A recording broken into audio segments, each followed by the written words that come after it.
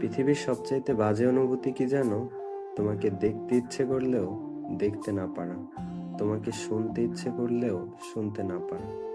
যদি একদিন হঠাৎ ঘুম ভেঙে দেখি তুমি আমার পাশে শুয়ে আছো, তাহলে কেমন হবে? জানি এটা সম্ভব না, তবু ভাবি এমন একটা দিন আসুক যেদিন সকালে তোমাকে দেখে আমার ঘুম ভাঙবে। তারপর যদি পৃথিবী ধ্বংস হয়ে যায়, যাক, আমার কোনো আফসোস থাকবে না।